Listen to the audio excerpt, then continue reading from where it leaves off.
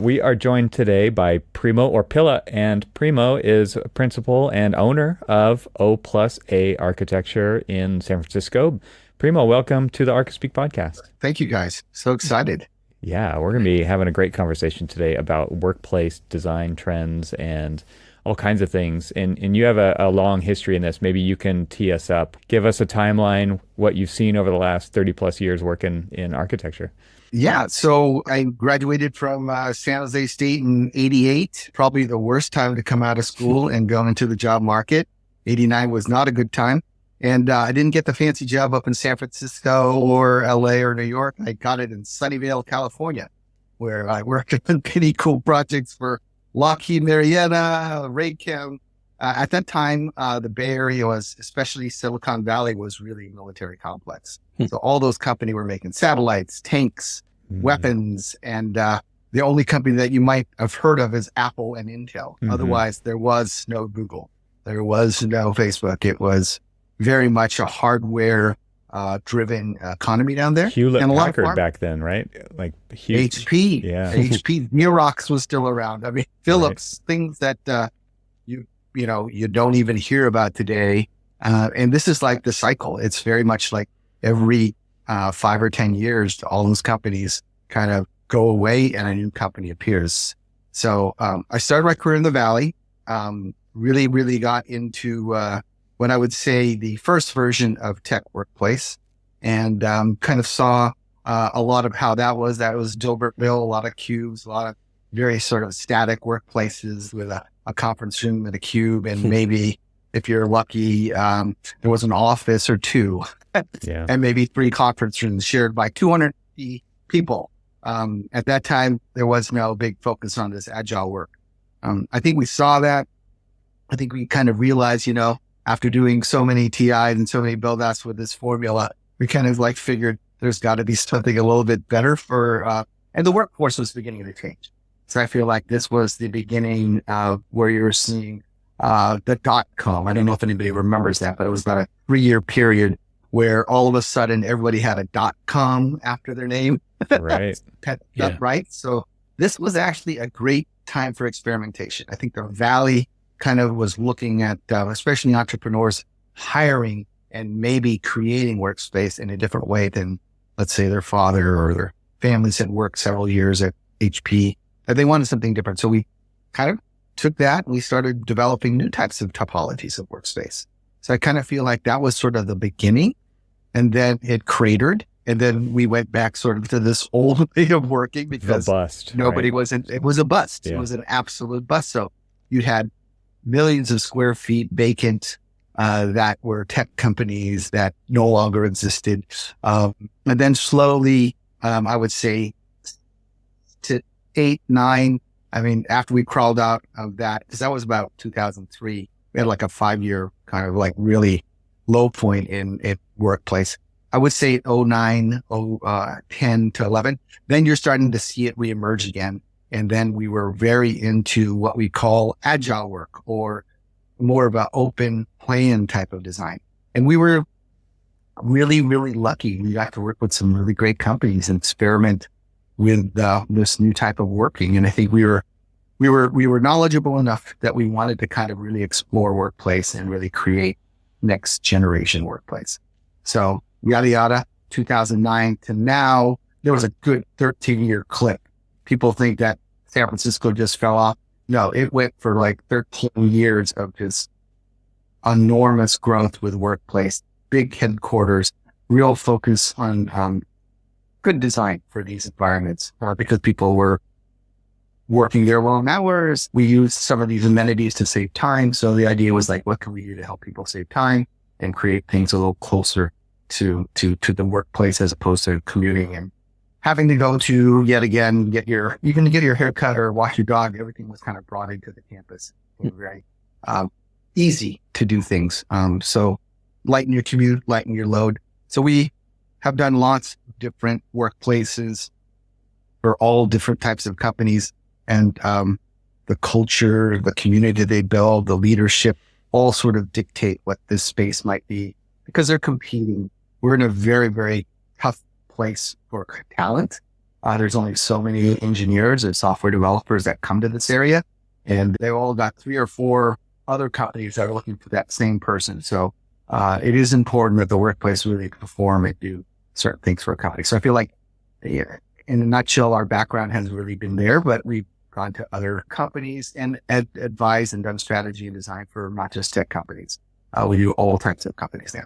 So let me ask, as part of this notion of like the agile work, you were talking about basically it being a draw for bringing in new talent. So not only are you designing or working with the place, or the place is trying to pull people in, but you're also designing the place that they want to work. Right? So what exactly with this agile work philosophy, I mean, what does that really mean? Because I've obviously worked with a bunch of different firms and stuff, and they've got a variety of different things that they kind of consider as like, we've got this open concept, or we've got this, or we've got that. Right. And none of that really screams to me agile workplace. Yeah. And I was actually thinking about the term agile work. It is like, what is that? There's some sort of schizophrenic workplace. I mean, we're not always agile. It is sort of this thing that somebody coined it. I never really called it that. I just said, to me, it was about choice. When I come in that day and, I feel like working at a couch in the sunshine, I want that place to be there. If I want to go work in a room where I can be heads down and close the door behind me, I want to be able to have that. I want to sit in the middle of a park and go do that. We have wireless now. I mean, a lot of technology and devices enable this, right?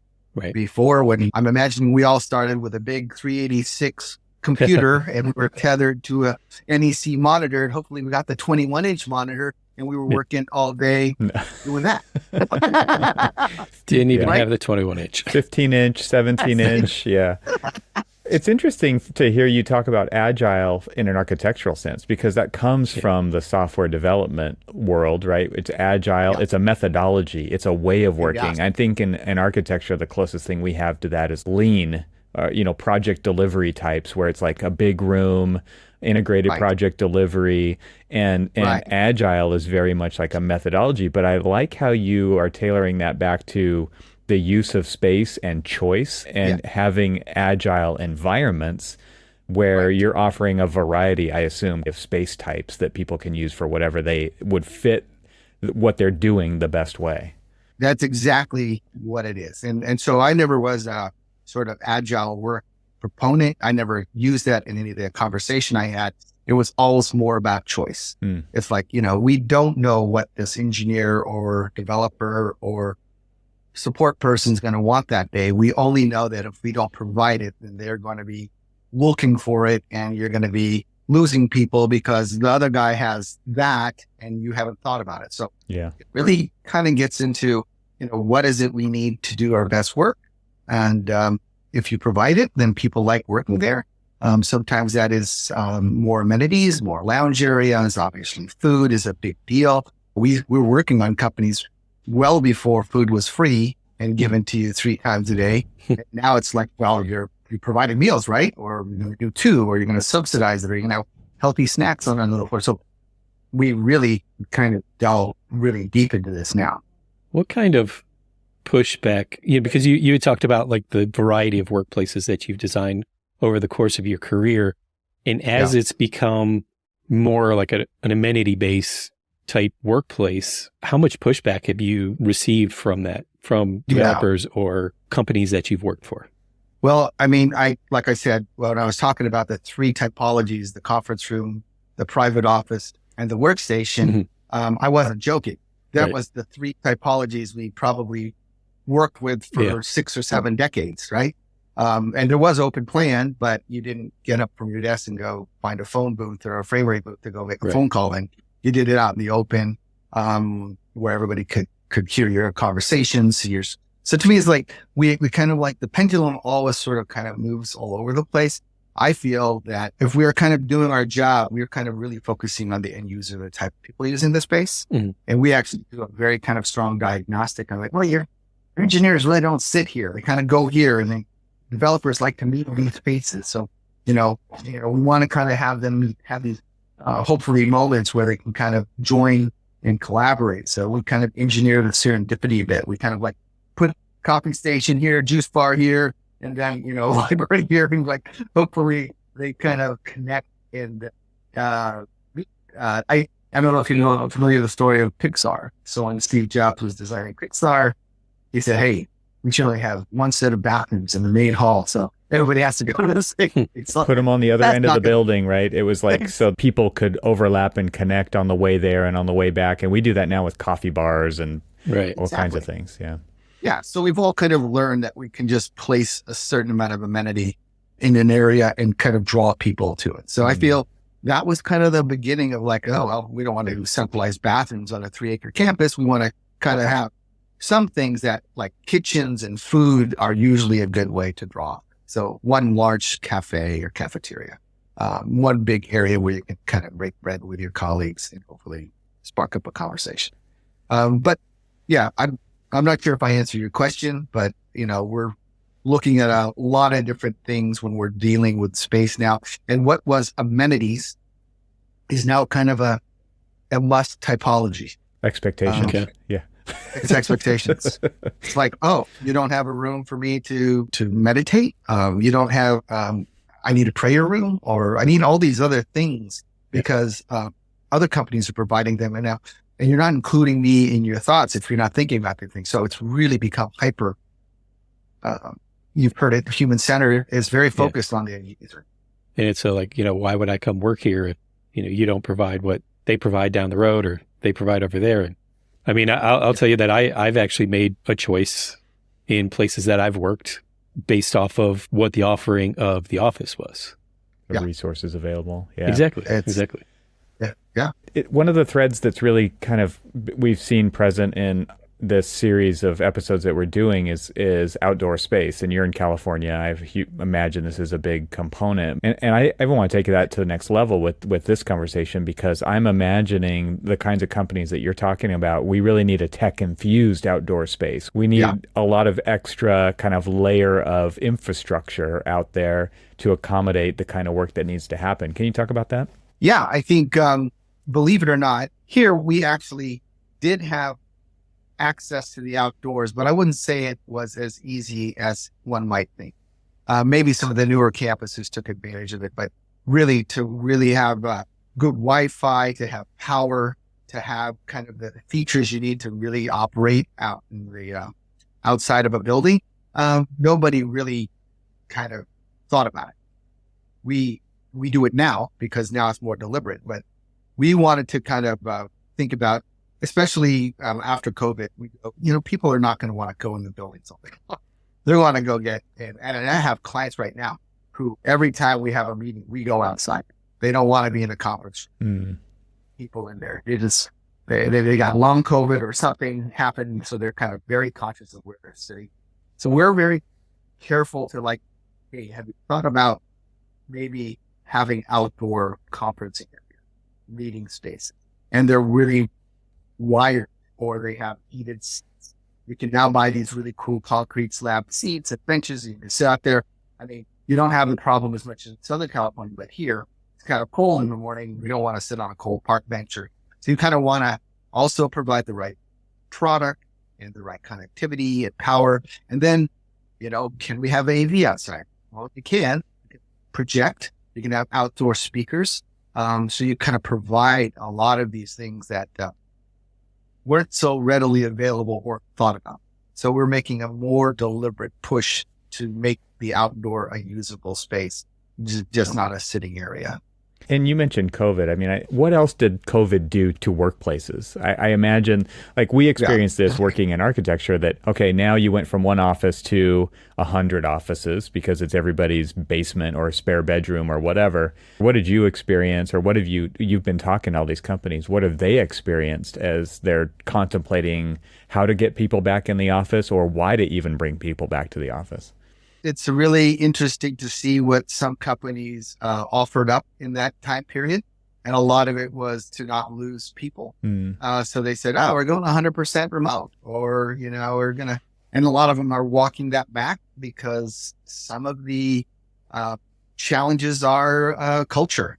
Culture is beginning to erode it and unravel at some of these companies. And they know that's sort of the magic sauce in a lot of companies, is to make sure the culture is really learning and mentoring and challenging each other. And it's hard to do that. And it's not really set up for like asynchronous, it's more transactional conversation. Mm-hmm. We have to stop. I talk over you. It's not like I'm in the room and we kind of take the body language and signals. Yeah, so I'm imagining technology will get better, and this might be something that will overcome. I always joke about like my son when he plays like a multiplayer game.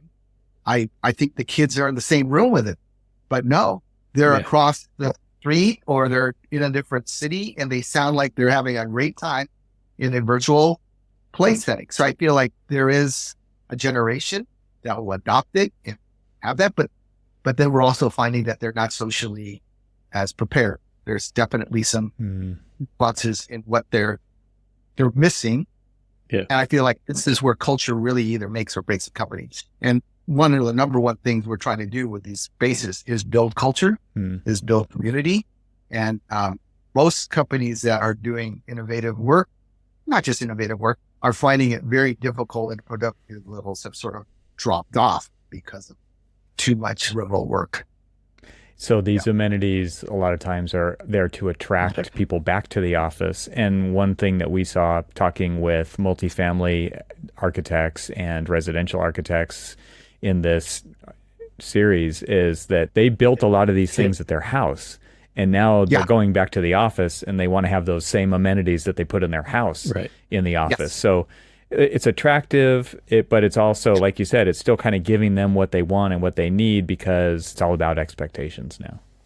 We've had 2 years to take our kids to work, to take our elderly parents to an appointment, wash the dog, whatever those things during the day that you kind of also do with your job. And they don't want to miss that. They want to lose that. They want to be able to sit with their kids and help them with homework. So I feel like, okay, so if that's the case, then let's take that option and bring it to the workplace. So we have a new typology, which is basically a private office family room that you can, and in some cases, there are some companies that actually I walk into a meeting or a conference area and I've seen a small kid sitting next to the parent. And it's because that company has 100% allowed you to bring your family to work. Not all the companies in the Valley, but I go, wow, that is extremely progressive because the liability and the concerns.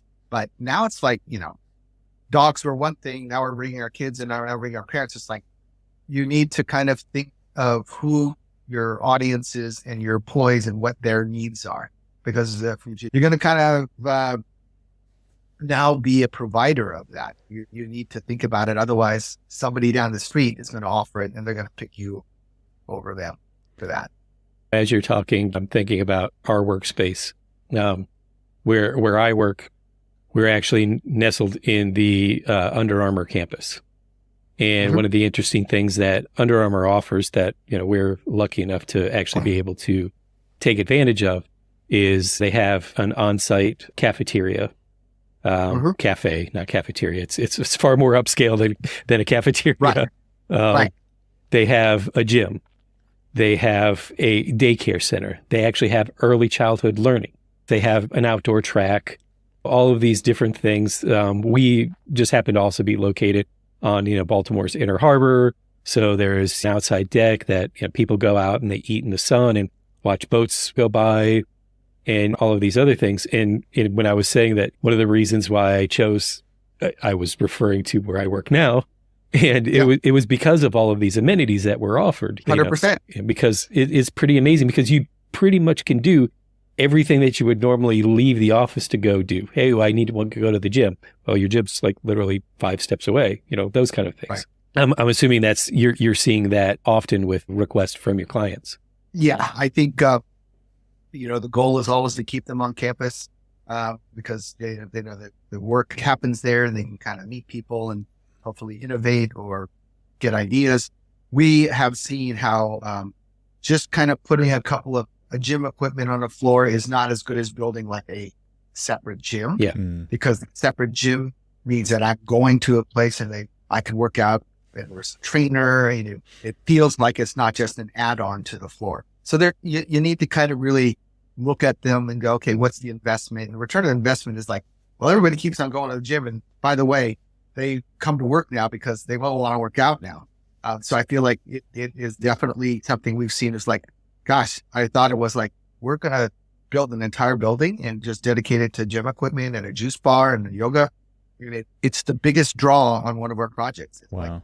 like, that gym, everybody comes to work because they love working out and they go over to their office afterwards. I was gonna ask, like, what is the sense from the companies who are now basically forced to offer all of these amenities just to compete with the other tech companies?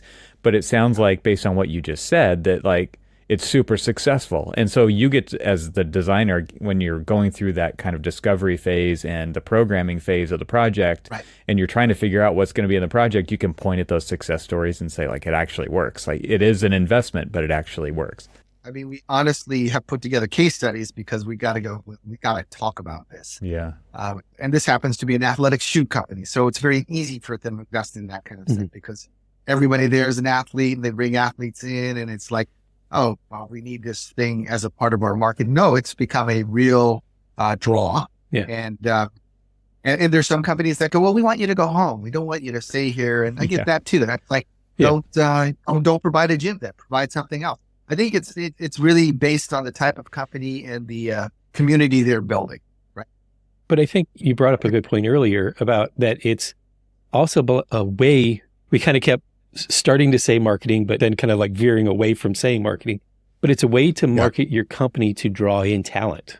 Because we even see this in higher education, especially when we're looking at additional types of buildings or types of spaces that we're designing, because they're trying to draw in the top talent for say medical research or whatever else. And it sounds to me like you're creating not only the workplace but also the branding place to be able to bring in top talent to that place to compete against the other athletic shoe companies that competition. And if it's not that, if it's a software company or hardware that make widgets, it is about alignment. It's about like, I'm going to do my life's work here.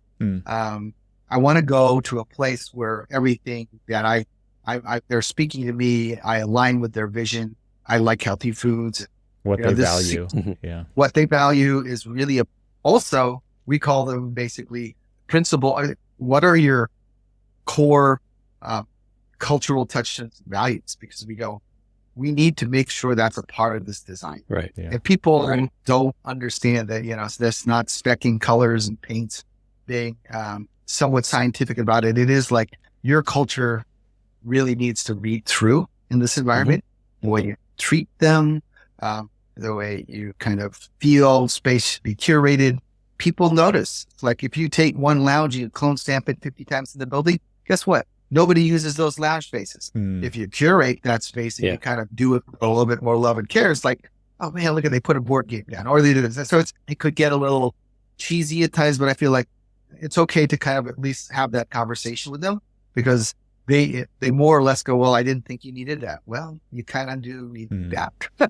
I want to get back to the outdoor spaces because I think that's such an ambiguous term, especially when it comes to workplace, because there's like outdoor amenity type spaces, but then there's actually working outside, like getting work done outside.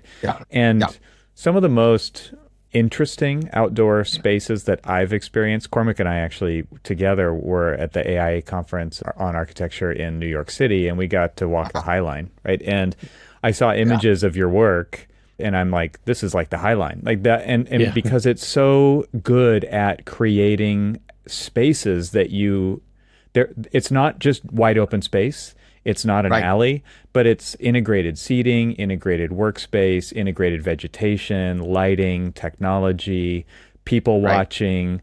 On the High Line, you're on bridges looking down over traffic, and there's like a mini amphitheater. And so I would love it if you could kind of talk about outdoor space types and zones that you're designing, because I think it's such an ambiguous term just to say outdoor space. Yeah, I think, if you take the workplace and you have the different typologies, we need to have the same access to typologies in an outdoor setting. So if you have a theater, you need to be able to create some sort of outdoor lawn theater. If you have these meandering walkways with perches and little setting, we want to kind of do that to kind of like change your elevation, like the highline. The reason the highline works is because it's above, you kind of have this really Different articulated viewpoint. path with different viewpoints. Yeah. So I feel like let's not have a flat landscape and just put a couple of park benches out there. Let's create those groves and eddies and places where people collect, which is kind of what the highline is, right? If you go down there, it's kind of like this really organic, fun place to be. And you can kind of have tons of people or a few people, and you still find a place to go. And I feel like a workplace is like that. Yeah. Workplace is not just a row of cubes and a phone booth and a thing here. It's like all these different moments that I could at a second, I can sit down, put my laptop and work. And I feel the workplace, if we're translating to the outside, has to have the same complexity. Otherwise, no one's going to use it. I was just going to say, I think the word I think of with the Highline, like just looking at it, and I think it applies to what you're talking about in workplace architecture too, is texture. Like there's just such a variation of texture and an integration of organic and inorganic, and all of that stuff just really makes it feel interesting, right? It's not necessarily exciting. It could be very serene. It's not like overstimulating when it has texture, but that to me is just kind of the word that comes to mind when I'm thinking about it. Yeah. I read this really great article, and I usually do several workplace talks, and there's this one there, where writers write. And it's like Benjamin Franklin wrote in the bathtub. Hemingway liked to stand up kind of at a bar, and he would write and, probably throw back. To me, everybody, a quiet kitchen or a little nook or something like that. It's like everybody has their sweet spot of where creativity and they hit the zone. I feel like the outdoor and the to me, it's like I go sit here in this park thing. I have an employee who goes to Yerba Buena Gardens, reads the New York Times every day religiously, eats a sandwich. And that's his time to kind of decompress and kind of recalibrate himself. I go, we all need to do that. And if we have that place, we're much better off than if we don't have it. So I feel like every place can be that potential opportunity. So we kind of invent spaces, to be honest. You go, this is the cool space, and let's just call it this and see if it takes. We're good at experimenting. So how do you create those spaces? So you were talking about creating opportunities that somewhat mimic the offerings of an indoor office, like a conference room or things like that. How do you create an outdoor conference room that might still have the same privacy or issues of like, how are we going to show something on a screen or things like that? How are you going to mitigate glare? How can everybody hear what's happening on a Zoom call? Right. I don't know if you saw there's various levels enclosure on some of them. And we have some where you can spin the whiteboard. So you kind of like adjust inside it the throughout the day. Adjust it. So, we're trying to think of all the different things that is going to be, an impingement or some problems in the outdoor space. And sometimes it's just me too windy and cold to do it. But I think the more that we kind of like play with this, give them a whole assortment of things to try, we could obviously test them and kind of iterate on more. I think workplace, to be honest, we had 10 typologies that we delivered when we first started working. And people were like, what's the typology? Well, we have a living room space. We have a shelter. We're just coming up with these names. So it was just like, these are places that you go in the home where you go. And we've just sort of given them sort of definition. And this is where the casual conversation has. This is where you kind of break bread with your friends. All these things that people understand innately, but they don't really put it in the definition of space. And I feel like once we were able to kind of explain that, they go, oh, you're right. I have better conversations on a couch than I do at a conference table. Yeah. It's less hierarchical. I said, that's exactly what you want. So we kind of apply these things that we take for granted into the space and really just have fun with. Our new space is called Arboretum. And you know what Arboretum is, right? So we create this space that is fully vegetated, feels like you're in a hot house, and maybe it has doors that open up and maybe you can shut off the house air and you're just getting all that kind of air coming from the plant. I mean, things like that are kind of like, oh, that's kind of different. Or something that you can dim the lights and there's no technology in there. We call that the audio. So it's kind of more sensory deprivation. Remember that movie, Altered State? I mean, it's like, we're thinking of like all these different things that, you know what, during the day, and we tried this. We actually did we did a show in Milan, at Salone. We were invited as 4 workplace designers in what was Workplace of the Future. Our exhibit was all about decompressing, and it was all about putting on a jacket that maybe flipped up and made your ears a little bit more sensitive. And you looked at a movie, you heard raindrops, and all of a sudden you kind of, again, for 5 seconds, you heard this. And then for 5 minutes, you were taken out of a very busy environment. Or we had a projection screen on it looked like a pool of water and somebody swimming, and it had swimming sounds, and you built this little bench and you sat there. So the whole ritual of building the bench and sitting there looking, again, it made you, like, for 5 minutes, you know how you take a walk around a block to reset yourself? Mm-hmm. This was in your office space. Nice. And it was wildly successful. Everybody was like, where are the desks? I go, there are no desks. This is about in between. Yeah.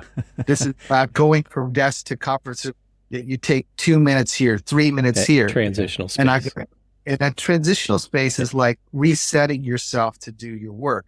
And people don't realize we know how to do it ourselves, and sometimes we don't. Yeah. But if we were making that part of your daily ritual for work, maybe you'd be more productive. Mm-hmm. Maybe you'd be happier. Mm-hmm. So there's things like that, like little hacks that we're trying to do in the workplace. And I think outdoor is yet another opportunity to, we can work outside. You can do everything on your iPad or iPhone now, right? Back then with our 386s, you guys probably had 486. Yeah, couldn't do anything.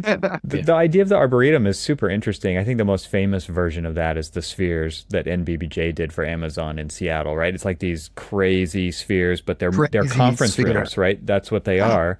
And I imagine they're wildly popular. And so to go to the other end of the scale, because another word for this is greenhouse, right? And my partner, when I was doing design build, designed a indoor-outdoor dining facility at a university that was like a temporary dining hall, but it was a giant greenhouse. And it was so popular with the students because you get the best of both worlds. You get indoor and outdoor. Now, the insulation value, the R values aren't as good, right? And so you have to accommodate for that. You might have to do heaters or fireplaces or fire pits or something, but you can accomplish all of that with... You can. And again, kind of get the best of both worlds. You can feel like you're indoors, outdoors. Maybe it reduces the glare a little bit. Maybe it stops the wind, but you can still have it be nice and comfortable to be out there. Right. I mean, these outdoor pavilions that we're creating, these little kind of rooms, they've got to have heat built in, radiant heat with some device or a heated concrete or element. That's all available now. And it's all very tucked in, nice and clean. Mm-hmm. And that radiant heat is actually kind of nice to sit next to when you're out in the cold. Yeah. It's not like, no one ever says, I don't want it to be next to that. Everybody kind of moves towards it. So I feel like the technology is there not only from connectivity, and there's also like heating and warming the latest one we did, because I can't afford to build, spheres for my clients. Right. He just created a fake greenhouse and put polygal around it to make it feel like it. We just hung a bunch of potted plants and everybody goes, this is my favorite room to work in. Yeah. It's not a living wall. It's not a $150,000 detail. It's Home Depot potted plants and a bench and nice wood and polygal. But it's that transitional space. It's detaching them from their desk, from their cubicle, from their kind of like norm to get them outside and actually feel something different. It's the experience, right? I feel like I'm walking into a greenhouse. It's certainly not outside. We couldn't shut off the house there because it was in the corner of an open plant, but it felt detached from the rest of the workplace that people sitting there all the time. And we tried goofing around playing bird noises in there. It actually worked. Nice. It was like just paying a little something like that. All of a sudden you feel like you're Disneyland. Totally. I just wanted to cue into that, because that's what it really comes down to, right? Is how it makes the people who use the space feel. And that's what architecture kind of does, right? It's an emotional connection. It's a feeling. It's not just, we checked all the boxes. We've got all the amenities. We've got but it's, you're leading people through a process throughout the day. You're giving them choices to pick different spaces over others, depending on what they need to do, how many people need to be there, what technology they need to accomplish that job, what kind of environment they want to be in. And you're letting them feel satisfied because they have the choice. They have agency to kind of go out and pick, but you're also kind of solving for all the different constraints that you could possibly have. Exactly. So I feel like, and to me, that experience, it's not often, and this is more kind of like when designers and architects, now they tend to look at pictures and they don't necessarily experience space. So that's why I say, go take pictures of these spaces and experience firsthand, because you're going to be designing something like that. Mm-hmm. And you can't go pick it off the net and just look at it and go, well, I want to do this. Well, have you sat in it? Do you know what that experience is like? Think about your favorite place to do your work, take pictures of it. And I want you to write me a page of why you like that space. That is kind of what we're getting to, is like that real experiential moment that you only know when you're in the right place, and it has that smell and it has that sound and it makes you feel comfortable. So it's getting that curated, which is fine. I think it shouldn't. Should be that level of detail. Well, maybe to wrap up, Primo, this has been an awesome conversation. I'm interested in kind of behind the scenes, master architect talking to the client. You've got a ton of experience with this. Like, what are the kinds of things that you could tell other architects, interior designers, to really use as kind of like a mini toolbox to have a great conversation with a potential client about this kind of stuff? Because I think a lot of times we're approaching these projects and even the client is like, oh, we're just going to replicate what we've already done, right? And we're talking about a paradigm shift for many different reasons. So what's kind of your go-to kind of conversation starters to get clients thinking in the right direction? Well, kind of we're fortunate in that we have a body of work where people kind of like they're in their transitional state. So I'm not so much arguing about that. They're usually something that has gone horribly wrong or they're not on the right trajectory. So they're trying to correct. And we're saying, okay, we looked at your space, we audited it, we kind of feel. I would say that, people always ask me, how do you get them to do that stuff? Mm-hmm. And I go, well, they chose you because of that. That's why they came to you. But I go, I'm also very aware that some of this might seem a little bit like, well, does it really help? Mm. And I kind of, I go to that whole experience and I go, what makes you do your best work? What is going to bring the engineers to that place where you're innovating again, or your marketing company is making great at whatever it is that you're trying to do in your company? Try to understand kind of where they're at in that. And then you try to help them create the environment that's going to cultivate and inspire that work. To me, it's like, if people aren't engaged, then you're going to get so-so work. Yeah. If people are engaged, and maybe it's because we're on the West Coast and this innovation and this stuff is a big deal, but I feel like I've been successful in the Midwest with this. I've been successful at colleges. I've been successful at hospitals in healthcare. And I don't even do healthcare, but I do now. But I think the thing is that no matter if you're a line worker or if you're a support person or you're a top engineer, space matters. Yeah. I feel like our space is archaic. We're already kind of in a new chapter because of COVID. So everybody's like, well, I've got my company 2 to 3 days a week. I'd like them to get them to 4. Okay, well, let's look at that. What is the mechanisms? What are they doing? Again, taking their kids to school, taking a family member to all these things. You need to really do the research and do the kind of, when I say it's sort of to me, it's like everybody has something that's not quite right with their company, and we can fight it out if you let us kind of do a little deep dive into what your culture and community is about.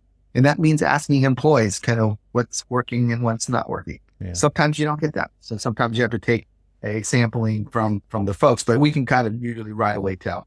And it's really problem solving to that level of experience that they don't normally think is important to the end user. And maybe that's where you start. It's like, why are people enjoying your workspace? Well, you've got 10-year-old cubicle furniture and you have one conference room shared with, 50 people.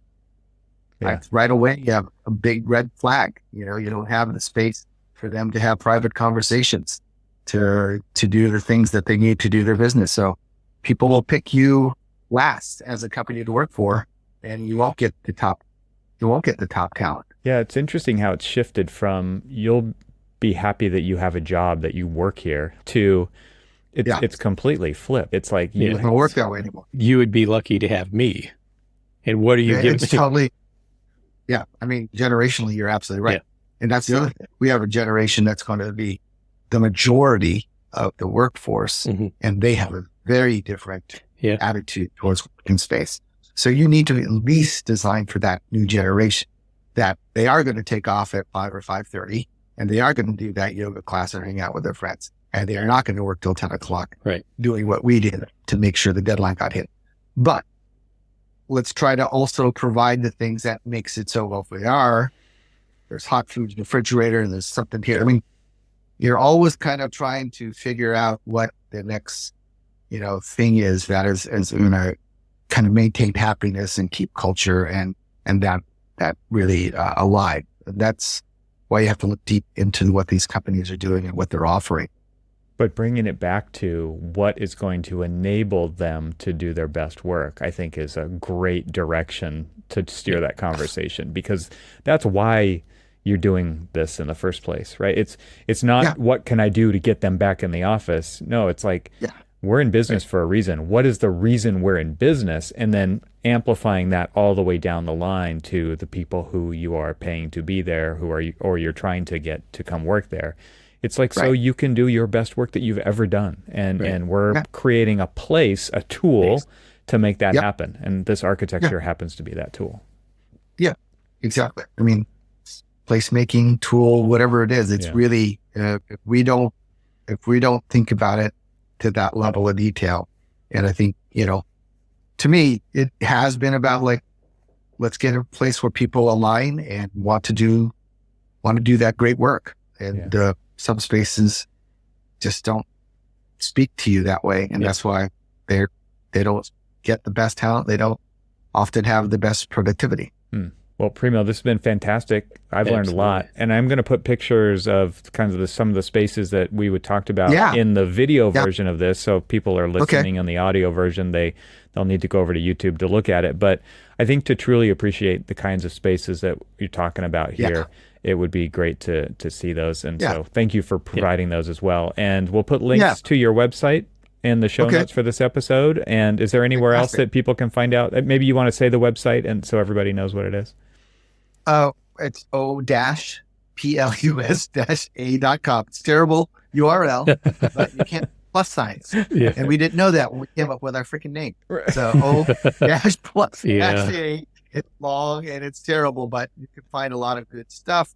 I do occasionally do a lot of talks, so be kind of on the lookout for that. I'll be doing something on AI next week on a panel in LA. Oh, interesting. And I do try to teach and lecture when I get a chance. So I do enjoy teaching it. Well, Primo, thank you so much. Yeah, thank you. Fantastic.